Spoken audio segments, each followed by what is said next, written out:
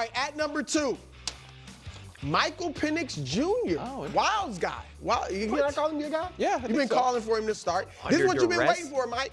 And I know, look, you've been a good soldier. You carried the clipboard while you had to watch Jaden and Caleb and Drake and Bo do their thing. And for the most part, this rookie class has played well at quarterback for the most part. So now it is your turn. And look, the Falcons have set you up for success. I'm going to keep it real.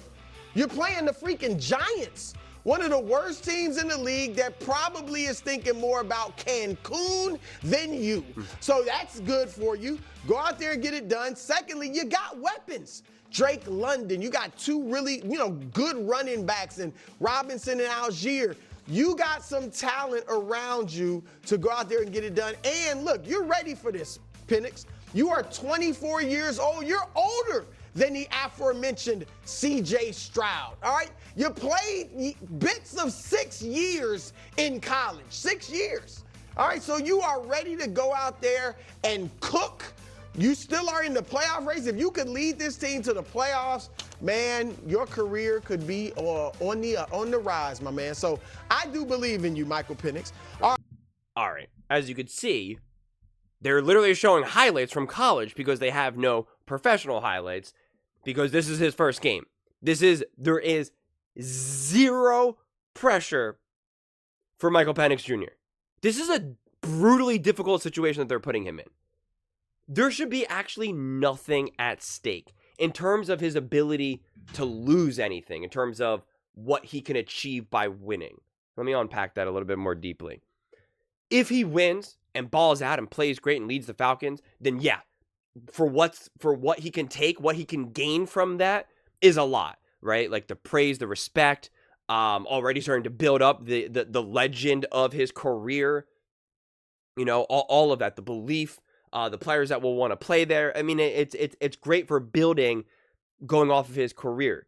But in terms of if he loses or plays poorly or just has prototypical rookie games, there should be no digs. There should be nothing to lose, only for him to gain.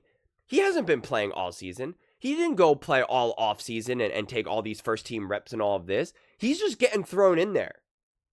This is not a position for any quarterback to really succeed. Even if it's a random backup who's been in the league for 10 years, this is a weird situation to put in. Let alone a rookie. This is probably the longest he's ever been without playing football. That wasn't potentially because of injury. I'm not 100% familiar with his injury history, but definitely the longest he's ever gone without playing if he's healthy. So, I mean, this is a bizarre, weird... I understand they're playing the Giants. I get it. Doesn't matter. I don't care. The dude's a rookie. All these rookies struggle. All these rookies have some issues. So I would not say that the Falcons put him in a position to succeed just because it's the Giants. I just wholeheartedly disagree with that. Everything that Michael Penix does this season at this point should really just be seen as gravy. We always talk about these guys or these teams playing with house money. He's playing with... It's not even house money. It's just fake money. You ever play online poker and you used to have it was literally you could play with fake money for some weird reason? I mean, that's what it's not even house money. This is just kind of nothing. Seriously, I mean, I just don't understand. There should be zero expectations. If he plays bad, you shouldn't be I don't know, was it a mistake that they drafted him? No, because I don't care what the dude does in these final 3 games when everyone else has been playing. Everyone else has no rust, no issues. They've been now playing for months. They're all in rhythm. No. It's just kind of absurd. Again, we got longtime seasoned veterans, stars of the NFL. Their week 1 game wasn't necessarily pretty. There was a lot of quarterbacks who did not have great week 1, week 2, week 3 games, let alone the rookies. So I just don't think this is so absurd. We're obsessed with putting these pressure cooker situations on these players and then trying to use kind of nonsense reasons. It's the Giants, still an NFL team. It's, he's 24. Who cares? He played years in college. Okay. Is that the NFL? That was the whole thing about Bo Nix. He's older and played years, and it took him a few games to get in rhythm. It took him weeks to kind of figure this stuff out. And we have no idea what the Atlanta Falcons have been doing with him. I don't know what their game plan is. Are they going to have a smart game plan with Penix? Are they going to actually put him in a position to succeed on the field? Or are they going to put too much on his plate? They'd certainly put too much on Kirk Cousins' play at times, having him throw the ball like 60 times or something outrageous. So, I mean, I don't know. I'm excited for this game. I can't wait to watch Penix. Like, I'm really excited. I'm happy he's playing right now. Like, this is, gives you some juice and gives you something to look forward to, because if you're watching the Falcons game, you were kind of like, ugh. You almost kind of feel uncomfortable watching this. So, like, this will be exciting, but there should just be zero pressure. This is back-to-back now. Mahomes has no pressure, and Michael Penix has no pressure. We know we're really reaching now at this point. Honestly. I mean, Jalen Hurts is under more pressure. Jaden Daniels is under more pressure. Justin Herbert is under more pressure. Jared Goff's under more. I mean, I can keep going. Josh Allen. Literally like any quarterback but Michael Penix. He should be at the bottom of who has pressure versus who has not. And it's not his job to be able to lead this team to the playoffs in his first 3 games in his NFL career. Do you understand how absurd of an ask that is? I don't care how great he was supposed to be or is supposed to be. It's just an absurd ask. And again, if he succeeds, then that's awesome.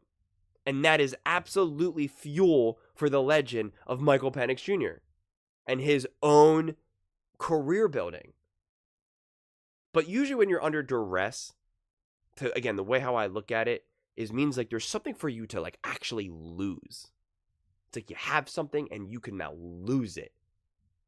I see Michael Penix Jr. having nothing to lose. The Falcons are under duress, probably more than anything. If you think about it, the Falcons franchise as a whole, they better make sure that, one, this is the right decision, that Penix is ready to play, and he will put the Falcons in a position to win. And kind of, it's almost in a way kind of a lose-lose situation, because if he plays really well and looks really good and does win these next few games and they don't make the playoffs, it's like, why didn't you put him in earlier? Why didn't you draft him, start him, and why did you ever sign Kirk Cousins, right? Like, then it's actually like management's under duress at that point, and ownership. They're the ones that are under duress, and in a lot of ways, it's kind of a lose-lose situation. So I don't know. We will see. But I'm definitely excited for this game, for sure. But let me know in the comments below. Those are just my thoughts. What do you guys all think? Do you think Michael Penix Jr. is under duress? Let me know in the comments below. I read every single comment, so that you agree with me or disagree with me. Either way, let's get in some discussions. Let's get in some fights. But ultimately, let's just have some fun. And please do consider subscribing. We're building an amazing community here, and I absolutely love to see you part of it. I want to build something that we all genuinely feel connected to. Something that we're really excited to be part of. I think we're on our way to doing it. And please don't forget to give this video a thumbs up, as it really does help with the visibility and the algorithm. Thank you so much, and see you next time.